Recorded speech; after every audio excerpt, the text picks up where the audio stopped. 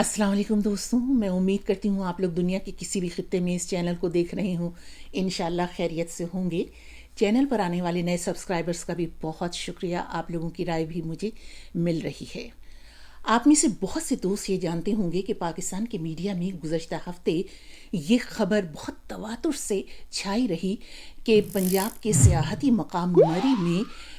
برف باری دیکھنے کے لیے جو سیاح گئے تھے وہ وہاں جو ہے برف باری، شدید قسم کی برف باری جسے برفانی طوفان کہا جا رہا ہے، اس میں پھنس کر 23 کے قریب سیاح ہلاک ہو گئے۔ تو ظاہر ہے کہ یہ بہت ہی المناک خبر تھی جو مسلسل جو میڈیا چینلز ہیں ان پر یہ بالکل چھائی رہی ایک طرح سے۔ مری کا ایک بہت مختصر سا تعارف کرواتی چلوں، وہ یہ کہ مری اور اس کے ارد گرد گلیات کے علاقے جیسے نتھیا گلی، جھیکا گلی وغیرہ یہ پاکستان کے صوبے پنجاب اور خیبر پختونخوا کے درمیان میں واقع ہے۔ مری اور یہ جو ارد گرد کا گلیات کا علاقہ ہے یہ بہت ہی خوبصورت پہاڑی علاقہ ہے، بہت ہی ہوش روا مناظر یہاں کے ہیں، اور برف باری بھی ظاہر ہے کہ ہر برس ہوتی ہے، کسی سال زیادہ اور کسی سال کم۔ تو کیونکہ یہ علاقے جو ہیں یہ پنجاب اور خیبر پختونخوا کے درمیان واقع ہیں تو یہ لوگوں کی بہت آسان رسائی میں ہے، یعنی ان کی دسترس میں ہیں، ان کے ارد گرد بہت سے بڑے شہر ہیں۔ تو جب ان میں دونوں صوبوں میں اور دوسرے صوبوں میں بھی، لیکن ان دونوں صوبوں میں زیادہ تر جب زیادہ گرمی پڑتی ہے تب بھی لوگ ذرا ان ٹھنڈے علاقوں کی طرف جاتے ہیں، اور سردی میں، موسم سرما میں ہر برس ہی یہاں پر برف باری ہوتی ہے، اور آپ لوگ جانتے ہیں کہ برف باری سے ایک طرح سے بہت ہی رومانوی سا تصور وابستہ ہے۔ تو جب بھی برف باری کی خبر سنتے ہیں تو خصوصاً جو قریب کے علاقوں کے لوگ ہیں اور جن کے پاس گاڑیاں بھی ہیں وہ فوراً مری کی جانب دوڑتے ہیں۔ اور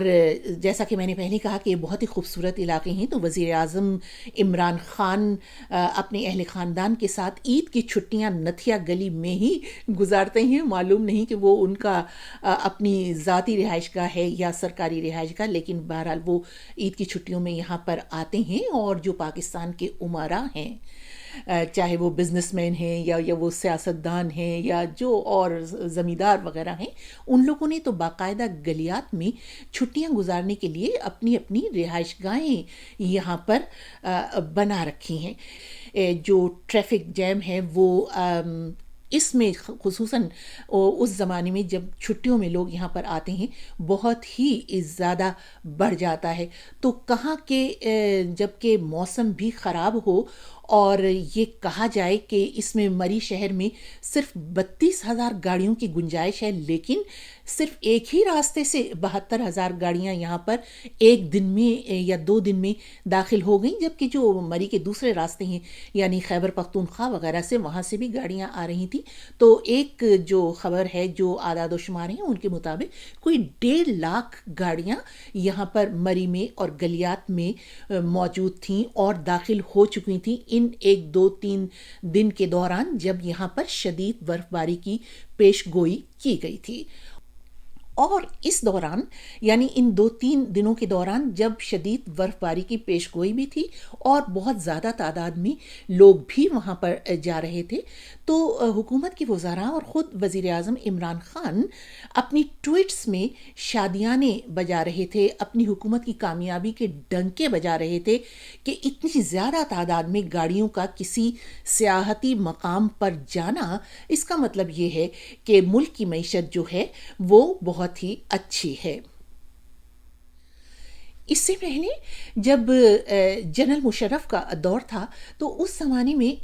گاڑیاں جو ہیں وہ لیز پر ملنی یعنی قسطوں پر ملنی شروع ہو گئی تھی، تو ظاہر ہے کہ سڑکوں پر بہت زیادہ گاڑیاں نظر آنے لگیں۔ تو جنرل مشرف صاحب نے فرمایا کہ دیکھا، میں نے ملک کی معیشت کتنی اچھی کر دی ہے، دیکھیے سڑکوں پر کتنی زیادہ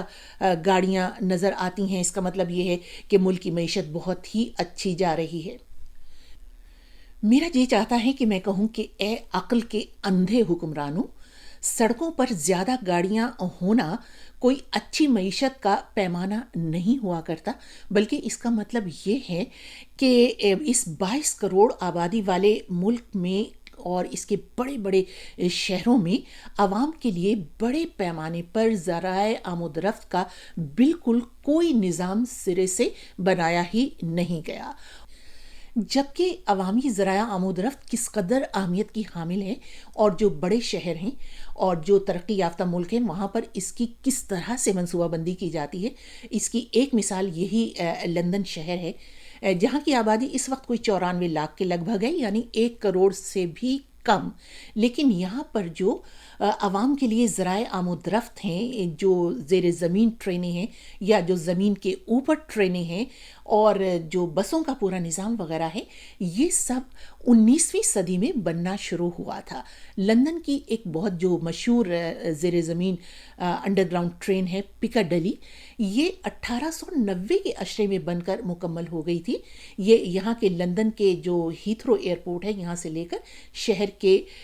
دوسرے کونے تک جاتی ہے، اور سوچئے کہ اس وقت 1890 کے عشرے میں لندن کی آبادی صرف چند لاکھ ہوگی، جبکہ اتنا بڑا شہر کراچی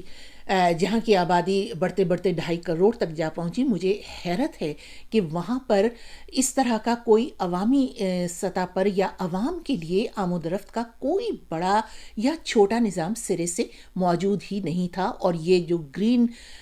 لائن بس سروس ہے، یہ اس شہر میں پہلی سروس ہے، اور اس کے بارے میں بھی آپ یہ نہیں کہہ سکتے کہ یہ شہر کی ضروریات پوری کرنے کے لیے کافی ہے۔ تو اس کا مطلب صاف یہ ہے کہ اگر سڑکوں پر گاڑیاں زیادہ نظر آتی ہیں تو ان کا ہرگز یہ مطلب نہیں ہے کہ ملک کی معیشت اچھی ہو رہی ہے۔ اور اسی کو اگر آپ مری کے تناظر میں دیکھیے تو اگر مری میں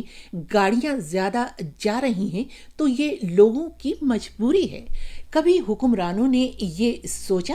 کہ راولپنڈی سے ایک ٹرین سروس مری تک بنا دی جائے، کیونکہ مری ایک بہت ہی مقبول عام ایک سیاحتی مقام ہے، بہت پرفضا مقام ہے، وہاں کی آب و ہوا بہت اچھی ہے، لوگ گرمیوں اور سردیوں دونوں میں یہاں جانا چاہتے ہیں، تو ایک ٹرین سروس یہاں کے لیے بنا دی جائے۔ کیا وہ کوئی مشکل تھی؟ چلیے چھوڑیے، اگر آپ ٹرین لائن نہیں بچھا سکتے تو کم سے کم کوسٹل سروس، کوئی بس سروس، جو کوئی شٹل سروس راولپنڈی سے مری تک بنا دی جاتی، تاکہ یہاں پر گاڑیاں بھی کم آتی، اور جب گاڑیاں کم آتی تو ظاہر ہے کہ ماحولیاتی آلودگی میں بھی کمی ہوتی، اور سڑکوں پر حادثات بھی بہت کم ہوتے، اور سب سے بڑی بات یہ کہ اس سے بالکل جو کم آمدنی والے لوگ ہیں وہ بھی مستفید ہو سکتے، کیونکہ اب جو لوگ جاتے ہیں وہ وہی جو افورڈ کر سکتے ہیں، جن کے پاس گاڑیاں ہیں۔ تو کم آمدنی والے جو لوگ ہیں ان کی فلاح و بہبود کے بارے میں سوچنا، ان کی سیر و تفریح کے بارے میں سوچنا بھی تو حکمرانوں کا ہی فرض ہے۔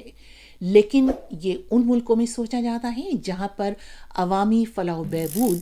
حکمرانوں کو عزیز ہو۔ عوام تو شاید بس یہی کہہ سکتے ہیں، یہی پوچھ سکتے ہیں کہ میں کس کے ہاتھ پر اپنا لہو تلاش کروں۔ اجازت دیجیے، خدا حافظ۔